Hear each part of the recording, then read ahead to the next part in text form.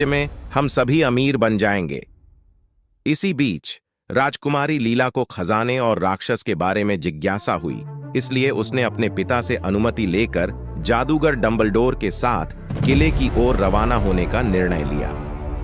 राजा विक्रमादित्य ने उसे चेतावनी दी कि किले में जाना खतरनाक हो सकता है, लेकिन लीला के दृढ़ संकल्प को देखते हुए उन्होंने अनुमति दे दी। जैसे ही लीला और डंबलडोर किले में पहुंचे, उन्होंने महसूस किया कि वहां किसी और के कदमों के निशान भी हैं। जादूगर डंबलडोर ने हैरान होकर कहा, लगता है हम अकेले नहीं हैं। लीला ने कहा, यह जरूर चोरों का समूह है जो खजाने पर नजर रखे हुए है। हमें बहुत होशियार रहना होगा। किले के बड़े हॉल में पहुंचते ही चोरों का समूह, लीला, जादूगर डंबलडोर और राक्षस सभी आमने सामने आ गए। काला नाग ने खजाने पर कब्जा करने के लिए अपने साथियों को आदेश दिया, जल्दी करो, खजाना समेट लो और पतली गली से निकलो। लेकिन जैसे ही वे खजाने के पास पहुंचे, राक्षस ने दहाड़ते हुए कहा, किसी में हिम्मत है जो मेरे खजाने को छूने की कोशिश करे?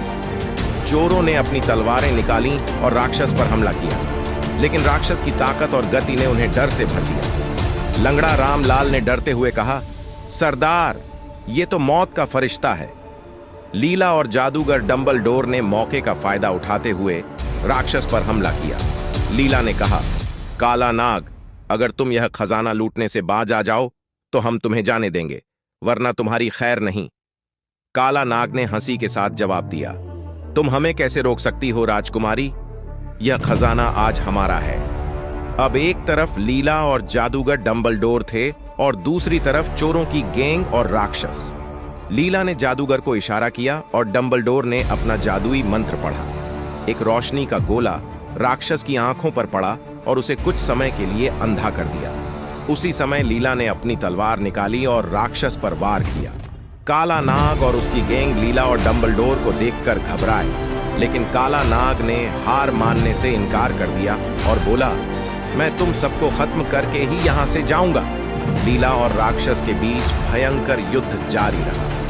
आखिरकार जादूगर डंबलडोर ने अपने आखिरी मंत्र से राक्षस को जंजीरों में बांध दिया और लीला ने अपनी तलवार से उसे खत्म कर दिया। जैसे ही राक्षस समाप्त हुआ, किले में सभी ने राहत की सांस ली। काला नाग और उसकी गैंग को पकड़ लिया गया और राजा के दरबार में पेश किया गया। राजा विक्रमादित्य ने काला नाग से कहा, तुम्हारा लालच और चोरी की आदत तुम्हें तबाह कर गई और अब तुम्हें अपने किए की सजा मिलेगी। अगर आपको हमारा वीडियो पसंद आता है तो कृपया हमारे चैनल को सब्सक्राइब करें।